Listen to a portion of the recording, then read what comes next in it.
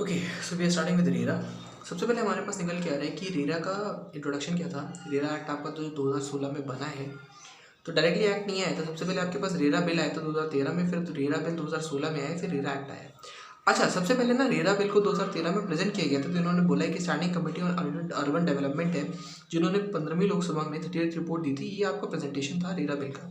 इसके बाद सजेशंस मांगे गए थे स्टैंडिंग कमेटी से। स्टैंडिंग कमेटी से सजेशन मांगे थे, स्टैंडिंग कमेटी ने सजेशन मांगे थे, यानी कि राज्यसभा में रखने के बाद बिल को 2000 बिल में जब 2013 में जब बिल रखा गया था, तब राज्यसभा में रखने के बाद एक सिलेक्ट कमेटी बनेगी थी 21 मेंबर्स की। उस कमेटी ने क्या किया था, 17 मीटिंग्स की थी, जिसमें 7 मीटिंग्स दिल्ली में हुई थी, बाकी हुई थी 445 पर्सन से उन्होंने क्या किया था, बातचीत करी थी। जो अलग अलग स्टेक होल्डर्स थे, कुछ प्रोमोटर्स थे बिल्डिंग वगैरह के, कुछ मिनिस्ट्रीज़ के हाउसेस थे, कुछ लॉ फर्म थे, वगैरह वगैरह से इन्होंने बात करी थी। इसके बाद जो सिलेक्ट कमेटी आपके पास निकल के आई थी, उन्होंने सेशन मांगे थे, व्यू मांगे थे मेंबर्स वगैरह के, ठीक है। फिर आपके पास आया था कि डिस्कशन डाइवर्स इशू पे हुआ था। सिलेक्ट कमेटी ने नोट किया था कि ग्रीवांसेस हैं, सबकी ग्रीवांसेस नोट की थी। एक मैंने इनके पास जो मेन ग्रीवांस आई थी वो आई थी कि जो प्रोमोटर्स थे वो एक तो मतलब वो नहीं थे, मतलब they were not doing anything properly, ऐसे करके कह सकते हो। ऑब्जर्वेशन इन्होंने कुछ ऑब्जर्व किया कि रियल एस्टेट सेक्टर के अंदर जो है प्राइवेट प्रमोटर्स काफ़ी ज़्यादा हैं, उसके पास ये मतलब सही पैरिटी में काम नहीं करते हैं, कंज्यूमर के गुड के लिए नहीं, प्रमोटर के लिए ज़्यादा बना हुआ है। तो इसलिए इंट्रोडक्शन टू रेरा बिल 2016 आपको इंट्रोड्यूस किया गया था। तो यहाँ पर इस पेज पर 2.2 पे अगर आप देखोगे तो बेसिकली जो निकल के आ रहा है वो आपका निकल के आ रहा है। तो मेजर एक तो रेरा बिल 2013 का इंट्रोडक्शन निकल के आया था। उसके बाद जो स्टैंडिंग कमेटी के थे सजेशन, सिलेक्ट कमेटी को बैठाया गया, उसने कहाँ मीटिंग करी, उसके ऑब्जर्वेशन के, ये आपको पहले पेज पे निकल गया है। अगर हम 2.3 पे मूव ऑन करते हैं तो इसके अंदर आपके पास कुछ ज़्यादा इंपॉर्टेंट नहीं है। Genesis of enactment of RERA important है कि क्या इसके पीछे का रीजंस वगैरह थे। यहाँ पर ऑब्जेक्टिव जो 2.6 के ऊपर भी आपको मिल जाएगा। एनेक्टमेंट ऑफ रेरा एक्ट को इंट्रोडक्ट किया गया था मई 1 2016 में। बाकी इसमें ऐसा कुछ खास इंपॉर्टेंट नहीं है। फिर आपको दिए गए justification for enactment of RERA. क्या जस्टिफिकेशन, तो इन्होंने कहा कि हमें ना स्टैंडर्डाइजेशन मेंटेन करना था, हमें यूनिफॉर्मिटी लानी थी, हमें सिमेट्री ऑफ इन्फॉर्मेशन रखनी थी, इसलिए हम लाए। इन्होंने कहा की ऑब्जेक्टिव एक्ट का ये है कि अकाउंटेबिलिटी प्रोमोटर की अलॉटी की तरफ और इंटरेस्ट ऑफ अलॉटी को प्रिस्क्राइब मतलब एक तरीके से मेंटेन करना ही इस एक्ट की प्राइम जिम्मेदारी है। उसके बाद रूल्स जो भी एक्ट के साथ के हैं वो 6 महीने के अंदर बता दिए जाएंगे। एम्पावर किया था सेंट्रल गवर्नमेंट को और स्टेट गवर्नमेंट को, ठीक है, कि वो रेरा यानी कि एक रियल एस्टेट रेगुलेटरी अथॉरिटी को एस्टैब्लिश कर दे जो इसके लिए काम करेगा। इसके बाद निकल के आता है कि रेरा रेट्रोस्पेक्टिव है कि रेट्रोएक्टिव है। रेट्रोस्पेक्टिव और रेट्रोएक्टिव के लिए इन्होंने जो केस लॉ रेफर किया वो न्यूटेक प्रमोटर्स एंड डेवलपर्स का केस लॉ, यही केस लॉ पूरे चैप्टर में रेफर किया गया, इसी की अलग अलग फाइंडिंग्स हैं। तो उन्होंने कहा रेट्रोएक्टिव है, ये रेट्रोस्पेक्टिव नहीं है। अच्छा, रेट्रोएक्टिव का मतलब क्या होता है? अच्छा, आप आगे जाके पता इसमें देखोगे ना कि रेट्रोस्पेक्टिव का मतलब ये नहीं कि जो कंप्लीट हो गए प्रोजेक्ट्स उनके ऊपर रेरा नहीं लगेगा, जिनका कंप्लीशन सर्टिफिकेट मिल चुका है, इसलिए इसको यहाँ पे रेट्रोएक्टिव बोला गया है, केस लॉ को रेफर किया है। फिर यहाँ पर ये आपके पास निकल के आता है real estate act and important dates and timelines. ये आपका एक तरीके से समरी टाइप है, वो आपका इंपॉर्टेंट निकल के आता है। फिर आता है object behind enactment of RERA. तो इसके 4 ऑब्जेक्टिव आपके पास मेन निकल के आते हैं। यहाँ पर ऑब्जेक्टिव पीछे भी रेफर किए थे कि रेरा को स्टैब्लिश करने का ऑब्जेक्टिव था कि हम रेगुलेट कर सके, प्रमोट कर सके, रियल एस्टेट सेक्टर को रेगुलेट भी करना है, प्रमोट भी करना है। हम सेल ऑफ प्लॉट या अपार्टमेंट या बिल्डिंग जो भी मेरे पास निकल के आ रहा है एफिशिएंट और ट्रांसपेरेंट मैनर में होगा। इंटरेस्ट ऑफ कंज्यूमर यानी कि जो अलॉटीज है उनका इंटरेस्ट आपके सेव रहेगा। इस्टेब्लिश करोगे अपीलेट ट्रिब्यूनल को। देखो आप एक इसको जो रेरा है इसको हम अथॉरिटी बोलते हैं, ठीक है। रेरा एक अथॉरिटी है, अपीलेट ट्रिब्यूनल ये इसको जैसे कि आप वहाँ पर एनसीएलटी वगैरह पढ़ते हैं, ऐसे ही ये real estate regulatory appellate tribunal करके हो जाएगा। फिर आप कहता है कि ये अपील्स वगैरह सुनेगा किसकी, रेरा की अथॉरिटी के लिए कोई अपील करता है, एडजुडिकेटिंग ऑफिसर के लिए कोई अपील करता है, तो इसके खिलाफ अपील यहाँ पे हो सकती है, सिंपल। फिर आता है prominent features of the RERA act. Prominent features यहाँ से ज़्यादा पढ़ने की आवश्यकता है नहीं, इसलिए आवश्यकता नहीं क्योंकि यही चीज़ें आगे चैप्टर में कवर कर रखी हैं, तो वो आगे से कवर हो जाएंगी। इसके बाद हम मूव करेंगे डायरेक्टली यहाँ पे जो penalty under RERA act promoter वगैरह की, ये आगे ही कवर हो जाएगी। पेज नंबर 2.11 पे जो ये चीज़ मेंशन है ये आगे कवर हो जाएगी, कोई टेंशन नहीं है। हम डायरेक्टली डेफिनेशंस वाले पोर्शन पे मूव ऑन कर जाएंगे। डेफिनेशंस में हमने क्या किया है, जितनी भी डेफिनेशन सारी की सारी हाईलाइट कर दी हैं। एडजुडिकेटिंग ऑफिसर का मतलब क्या होता है, जिसको एडजुडिकेटिंग ऑफिसर बनाया जाएगा। एडवर्टीजमेंट का मतलब क्या होता है, कोई भी डॉक्यूमेंट जो इशू किया जाता है किसी भी माध्यम से, ठीक है, कोई नोटिस सर्कुलर या कुछ भी है जो क्या करता है, बंदे को रियल एस्टेट प्रोजेक्ट के बारे में बताता है, बंदे को सेल या अपार्टमेंट को खरीदने के बारे में बताता है, या फिर प्रिस्क्राइब करता है कि परचेज कैसे कर सकते हो, या फिर एडवांस वगैरह के लिए कुछ फैसिलिटेट करता है, बताता है। तो इन्होंने कहा कि हमने मान लो SMS के थ्रू एडवर्टीजमेंट किया है, या हमने मीडिया के थ्रू किया है, या क्या व्हाट्सएप के थ्रू किया है, क्या इसको भी एडवर्टीजमेंट मानेंगे? तो उन्होंने कहा example number 1, all the examples are very important over here. इसके एग्रीमेंट ऑफ सेल का मतलब क्या होता है, प्रोमोटर अलॉटी के बीच में कोई भी एग्रीमेंट आप करते हो तो उसको हम एग्रीमेंट ऑफ सेल बोलते हैं। अलॉटी का मतलब क्या होता है? अलॉटी का मतलब वही होता है जिसको प्लॉट वगैरह बेचा जाएगा नहीं। इन्होंने कहा कोई भी बंदा पर्सन जिसको आपने प्लॉट अपार्टमेंट बिल्डिंग वगैरह दे दी है, या फिर ये बंदा पहला वाला, या फिर ये बंदा किसी और को सब्सिक्वेंटली अगर देता है, सब्सिक्वेंटली किसी और बंदे को देते हो उसको भी माना जाएगा। हालांकि किसी को रेंट पे देते हो तो उसको हम अलॉटी नहीं मानते हैं। इसके बाद अलॉटी का मतलब क्या होता है? तो उन्होंने कहा अलॉटी का मतलब यही है। इसके बाद क्या किसी को हमने रेजिडेंशियल पर्पस के लिए कोई रेंट पे दिया है उसको अलॉटी मानेंगे? नहीं, उसको अलॉटी नहीं मानते। फिर निकल के आता है अपार्टमेंट का मतलब क्या होता है? तो अपार्टमेंट का मतलब क्या होता है? इन्होंने कमेंट से इसको पढ़ सकते हो, जहाँ पर कमेंट्स है ना, कमेंट से इट्स वेरी इजी। कमेंट से इन्होंने क्या बताया? अपार्टमेंट का मतलब होता है कोई भी ब्लॉक चैम्बर वगैरह होता है। इन्होंने कहा apartment is very wide. In addition to the names appearing in the definition, apartment may be called by some other name also. ठीक है, एक रूम या बहुत सारे रूम या एक फ्लोर या बहुत सारे फ्लोर या बिल्डिंग का प्लॉट वगैरह आपका अपार्टमेंट में आता है।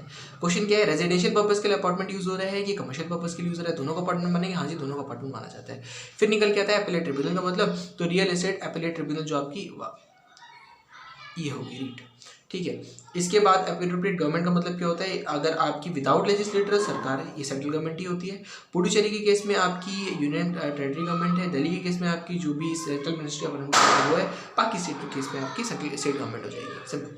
ठीक है, तो यहाँ पर सेंट्रल गवर्नमेंट आपकी निकल के आती है। फिर आर्किटेक्ट का मतलब क्या होता है? अथॉरिटी का मतलब क्या होता है? अथॉरिटी यानी कि आपकी ये रेरा की बात हो रही होगी। बिल्डिंग का मतलब क्या होता है? सिंपल।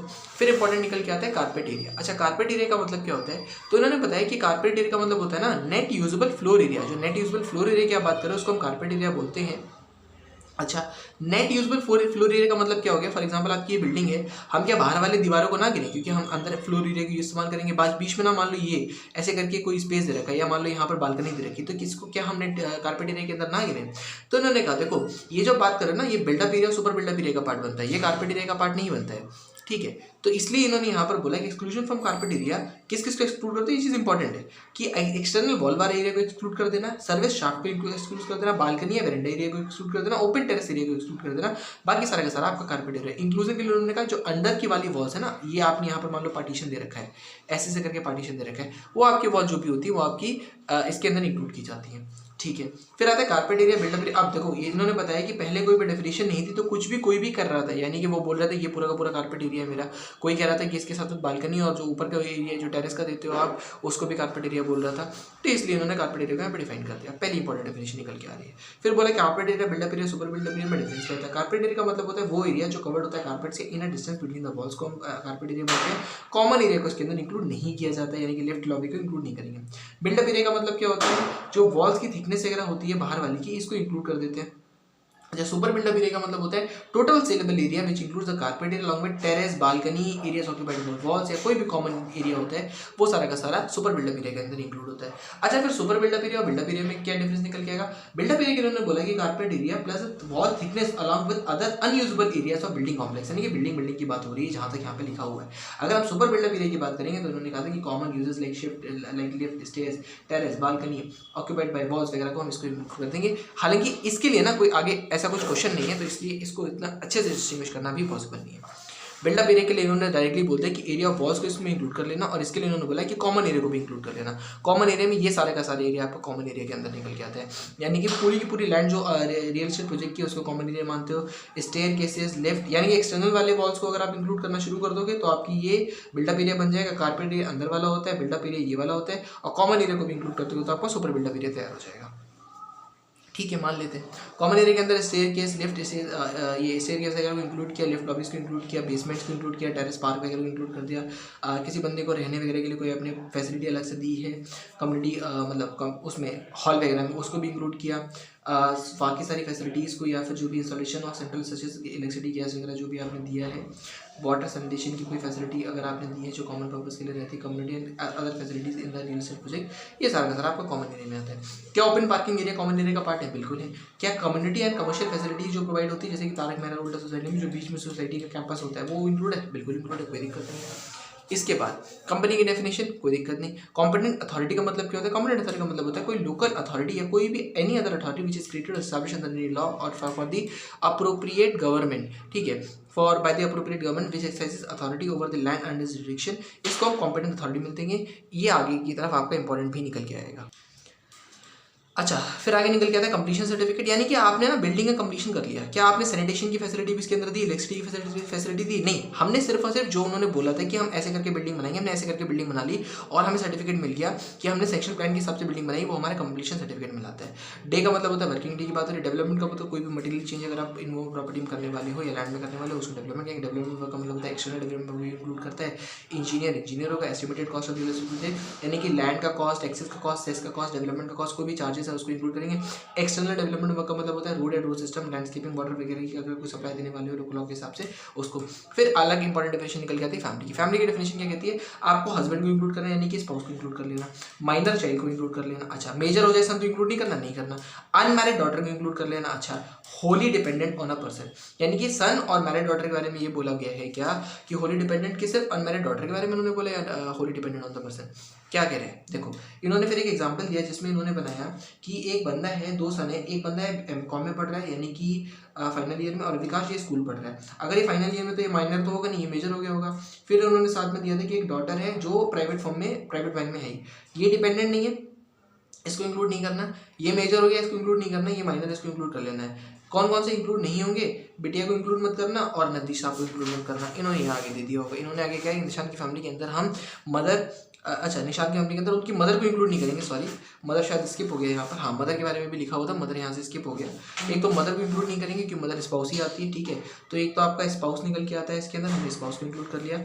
इसके बाद आपका माइनर चाइल्ड निकल के आता है, हमने माइनर चाइल्ड को इंक्लूड कर, सन की बात हो रही है और अनमैरिड डॉटर की बात हो रही है, ठीक है। तो उन्होंने कहा निशान फैमिली ओनली इसको his wife and his minor son, क्योंकि मदर के बारे में तो इंक्लूड ही नहीं करा। डॉटर के बारे में बोला है कि अनमैरिड है और डिपेंडेंट नहीं है इनके ऊपर, ठीक है, अनमैरिड है लेकिन डिपेंडेंट नहीं है इनके ऊपर, इसलिए इंक्लूड नहीं करेंगे।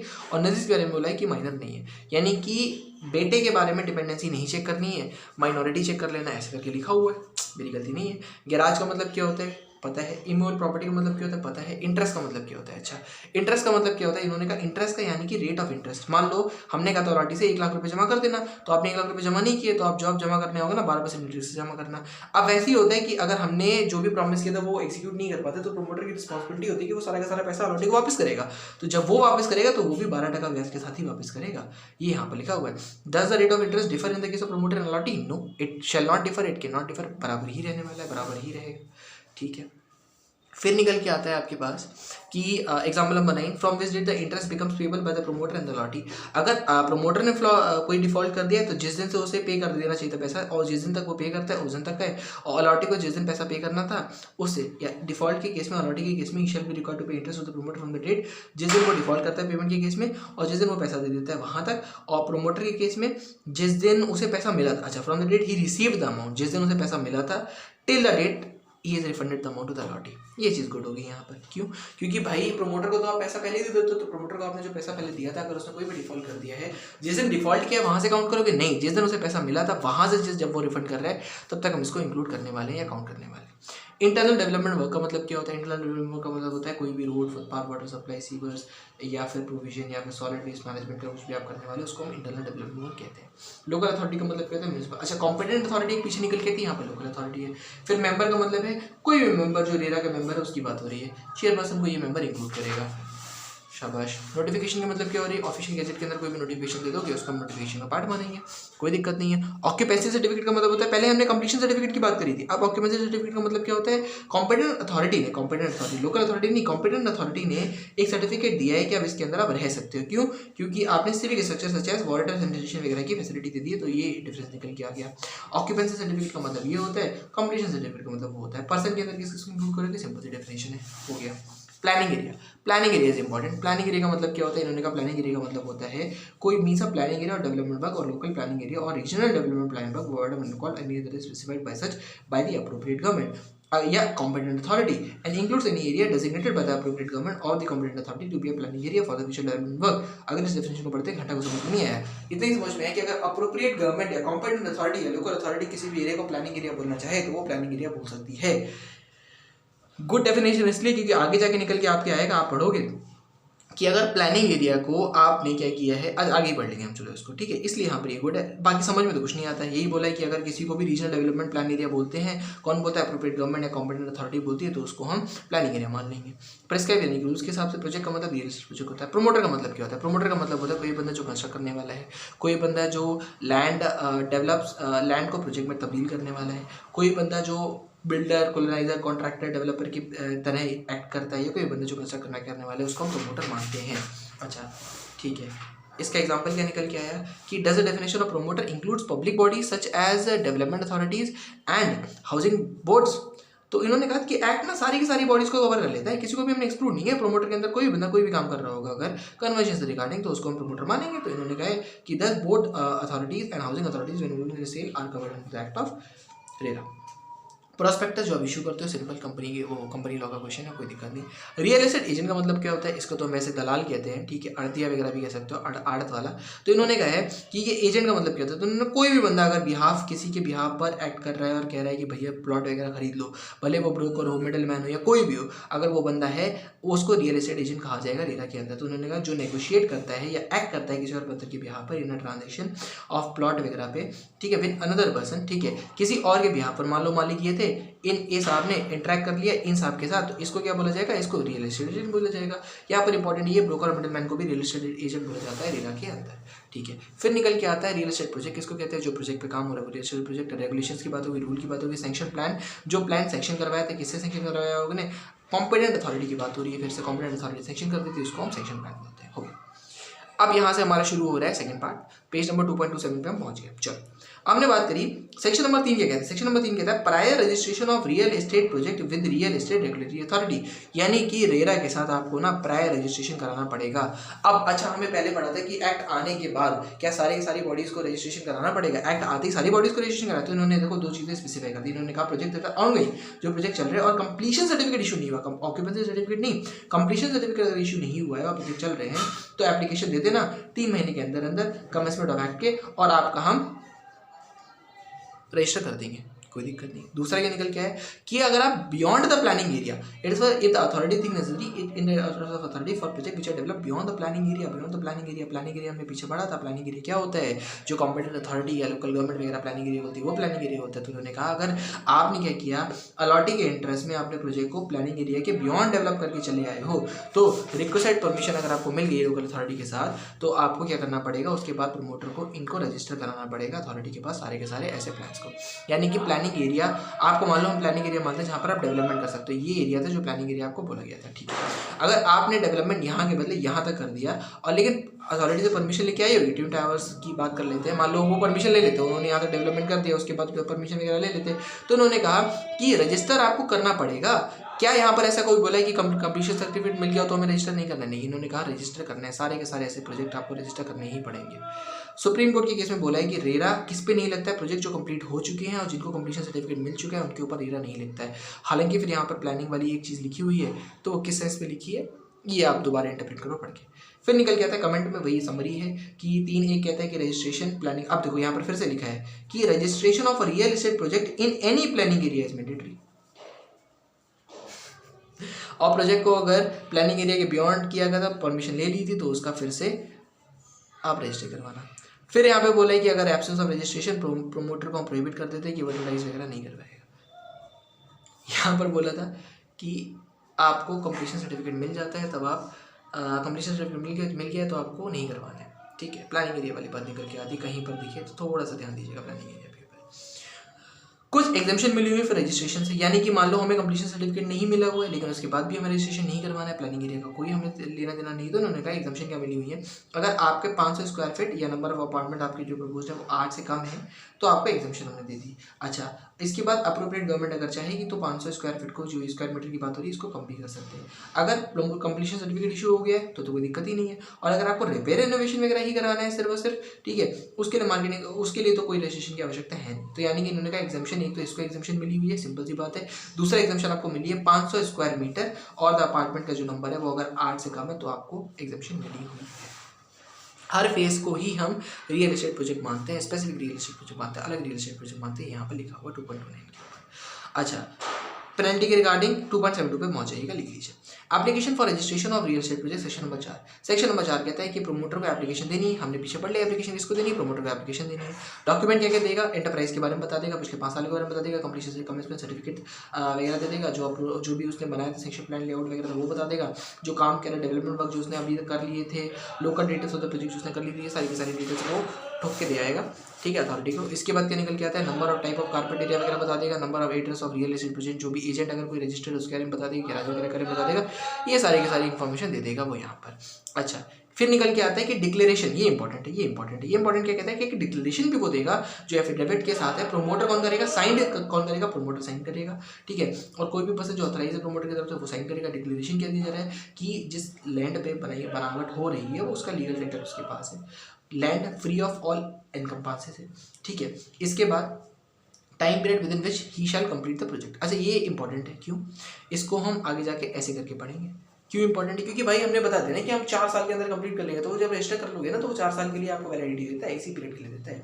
अच्छा, डी क्या कहता है, डी कहता है कि 70% जो अमाउंट आपको रियलाइज हो रहा है रियल एस्टेट प्रोजेक्ट से अलॉटीज के द्वारा, अलॉटीज ने आपको मान लो 70 लाख रुपए दे दिए, 100 लाख रुपए दे दिए, 100 लाख रुपए दे दिए, तो इसका 70% यानी कि 70 लाख रुपए आप क्या करोगे, shall be deposited in separate account में, ये पैसा डिपॉजिट करके चले आइएगा। एग्जाम्पल नंबर 13 इसके ऊपर बेस्ड है।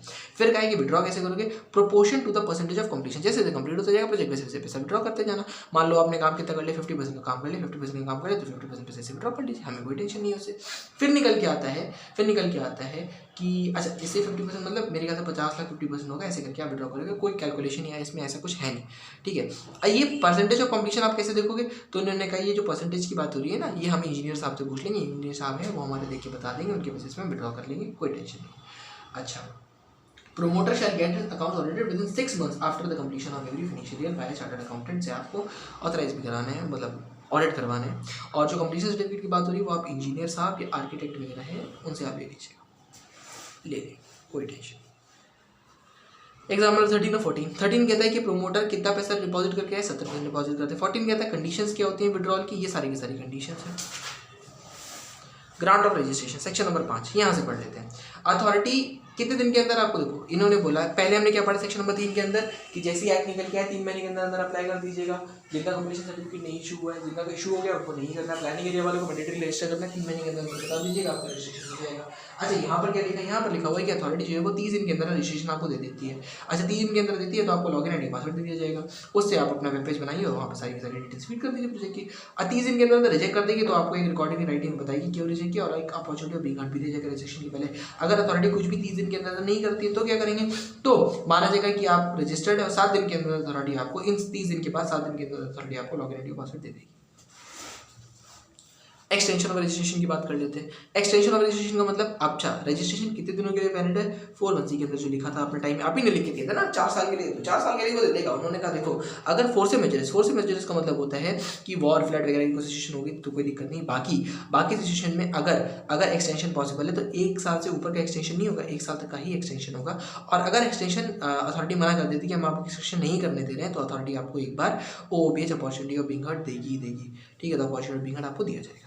रिवोकेशन ऑफ रजिस्ट्रेशन, आपको रजिस्टर करवा लिया अथॉरिटी, आप कह रही रिवोक कर दो, क्यों रिवोक कर दो, इन्होंने कहा कि एक कंप्लेन मिली है या फिर स्यू मोटो अथॉरिटी ऐसा कर सकती है या फिर कॉम्पिटेंट अथॉरिटी ऐसा बोला। यहाँ पर कौन सी अथॉरिटी की बात हो रही है, फिर यहाँ पर रेरा की बात हो रही है, रेरा ऐसा कर सकती है, स्यू मोटो कर सकती है, कंप्लेन की बेसिस पर करते हैं, कॉम्पिटेंट अथॉरिटी ऐसा बोले तो कर सकती है।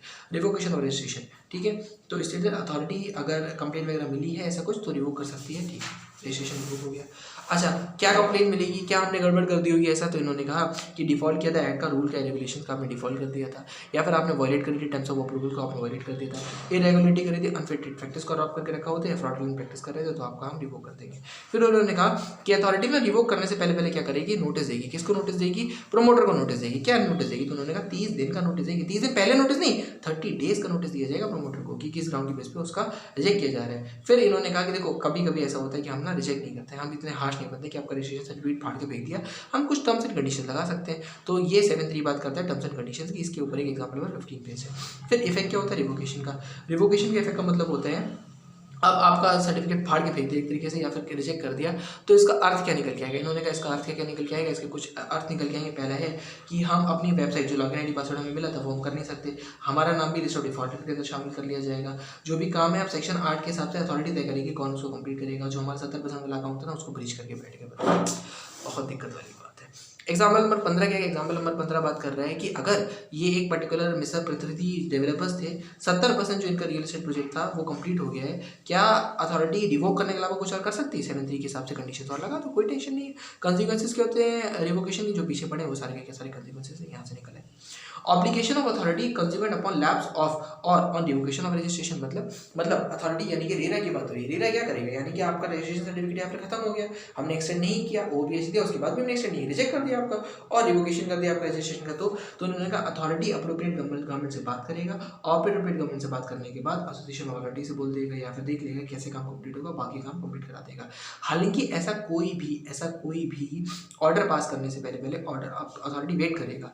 पीरियड ऑफ अपील यानी कि आपने जो ऑर्डर पास किया ना, सेक्शन नंबर रिवोकेट कर दिया या फिर लैप्स हो गया, और आपने अब वेट करोगे कि भाई क्या बंदा उसके मेरे अथॉरिटी मेरे जो हमने ऑर्डर पास किया है वहाँ पर उसके लिए अपील कर सकता है। अगर अपील कर सकता है 30 दिन के अंदर, तुम 30 दिन का वेट करेंगे। अपील नहीं करी तुम यहाँ से ऐसे करके ऑर्डर दे देंगे, एसोसिएशन अथॉरिटी को बोल देंगे, गवर्नमेंट अथॉरिटी को बोल देंगे कि भाई काम करके चलिए। Registration of real estate agent, registration of real estate agent का मतलब क्या होता है? सारे के सारे कंपलसरी रजिस्टर कर रखेंगे अपने आप को, ठीक है। एप्लीकेशन देते हैं वो रजिस्टर करने की। अच्छा यहाँ पे कोई डेट वगैरह नहीं मेंशन करेगी, 7 दिन के अंदर देते हैं। उन्होंने कहा सच पीरियड के अंदर रजिस्ट्रेशन की डेट एप्लीकेशन देते ना, अथॉरिटी सच पीरियड के अंदर आ गई तो सच पीरियड के अंदर कर देगा। सिंगल रजिस्ट्रेशन दे सकता है पूरे स्टेट के लिए, रिजेक्ट कर सकता है, रीजन वगैरह देते हैं, ओबीएस देगा रिजेक्ट करने से पहले।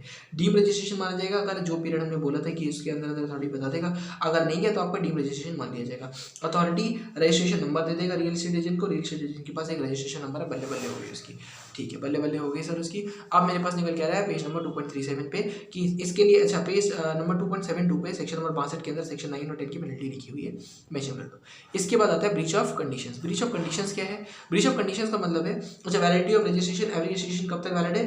जब तक के लिए renewal period shall be renewed for a period in such manner वाली बात। ब्रीच ऑफ कंडीशन, अगर आपने कंडीशन वगैरह ब्रीच कर दी तो क्या होगा? तो उन्होंने आरईए जिसको ग्रांटेड रजिस्ट्रेशन वगैरह मिला हुआ था, अगर उसने कुछ ब्रीच किया है तो हम रिवोक कर सकते हैं या सस्पेंड कर सकते हैं।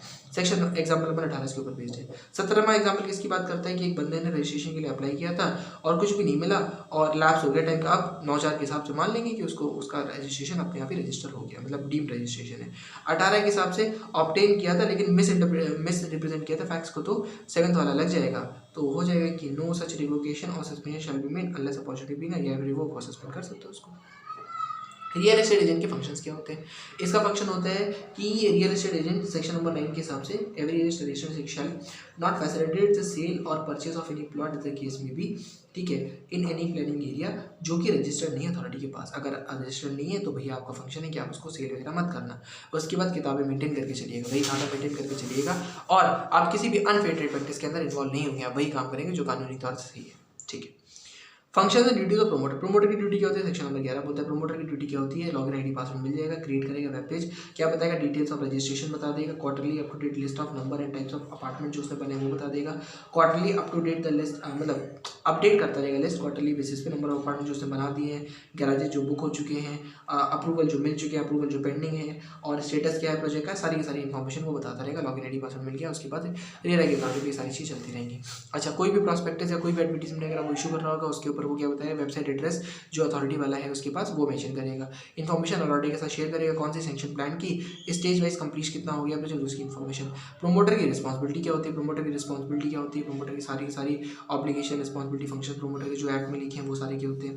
प्रोवाइड किया था कि रिस्पॉन्सिबिलिटी प्रोमोटर है 14(3) के हिसाब से जो भी डिफेक्ट वगैरह हो जाएंगे उसको ठीक करने की आपकी रिस्पॉन्सिबिलिटी है। कंप्लीशन सर्टिफिकेट ऑप्टेन करने की आपकी रिस्पॉन्सिबिलिटी है। लीज सर्टिफिकेट वगैरह ऑप्टेन करने की रिस्पॉन्सिबिलिटी, सारी की सारी रिस्पॉन्सिबिलिटी है प्रोमोटर्स की।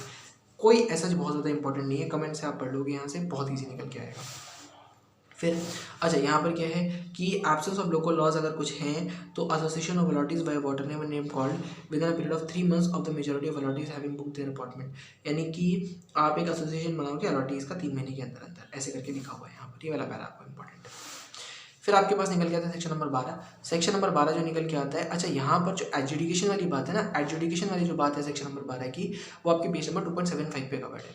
क्या बोला है यहाँ पर? इन्होंने बोला है obligation of promoter regarding veracity of the advertisement और प्रोस्पेक्टस। तो क्या बोला है इन्होंने कि अगर कोई बंदा एडवांस या डिपॉजिट आपको दे देता है नोटरी एडवर्टीजमेंट के बेस पे और आपका वो मतलब घाटा हो जाता है क्योंकि आपने फॉल्स स्टेटमेंट या फॉल्स इन्फॉर्मेशन दी थी, उसको आप कंपनसेट करोगे प्रोमोटर, ठीक है। तो उन्होंने कहा सारा का सारा पैसा वापस करो। प्रोवाइडर स्टेट करता है कि अगर बंदा इफेक्ट हुआ था इस इन्फॉर्मेशन से तो सारा पैसा रिफाइल किया जाएगा, इंटरेस्ट रेट वही लगेगा जो पुशअप बोला गया था। ये कमेंट से आप पढ़ सकते हैं।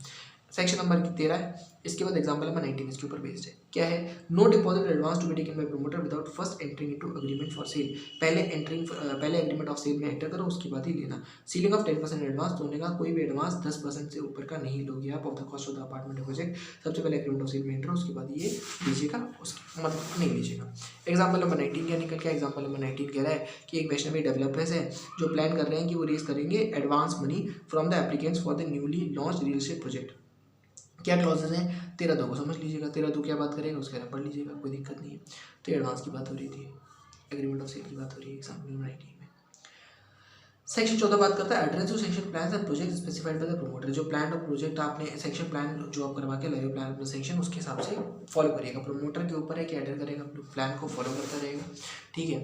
इसके बाद क्या करेगा वो प्रमोटर को है कि disclosure of approved plan to the purchaser, ठीक है। सेक्शन प्लान लेआउट वगैरह जो है वो सारे के सारे जो कंपनी अथॉरिटी ने बता दिए थे वो डिस्क्लोज कर देगा उन बंदों को जो अपार्टमेंट लेने वाले हैं। कोई भी एडिशन अगर वो करने वाला है इनके ऊपर, कोई भी एडिशन अगर इनके ऊपर करने वाला है, ऑल्ट्रेशन करने वाला है, तो without the previous consent of that person नहीं किया जाएगा।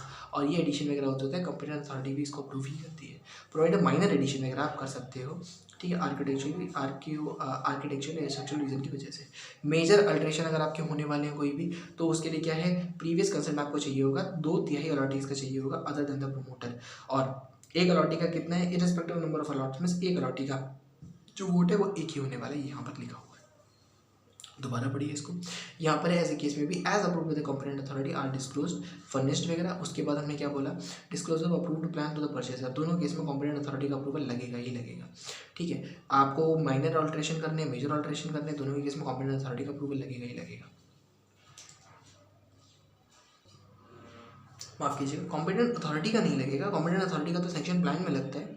जो सेक्शन प्लान है अगर उसमें माइनर ऑल्ट्रेशन कर रहे हो तो अलॉटीज़ का नहीं लगेगा, और अगर इसमें मेजर ऑल्ट्रेशन कर रहे हो तो अलॉटीज़ का लगेगा। ऐसे करके लिखा हुआ है।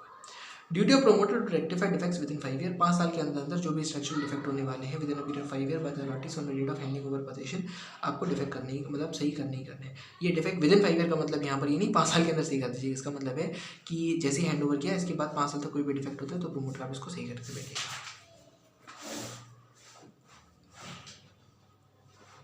Structural defect minor major modification के लिए 5.4 के लिए रिस्पॉन्सिबल कौन है, प्रोमोटर रिस्पॉन्सिबल, यहाँ पे लिखा हुआ है।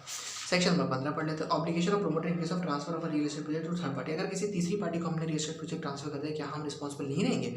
तो उन्होंने कहा प्रोमोटर जो है वो ट्रांसफर नहीं करेगा या साइन नहीं करेगा मेजॉरिटी राइट जो है without obtaining private consent of 2/3 allottees. यहाँ पर 2/3 अलॉटीज का मतलब फिर से वही हर अलॉटी का एक वोट, एग्जाम्पल 20 के ऊपर बेस्ड है, ठीक है। इसके बाद न्यू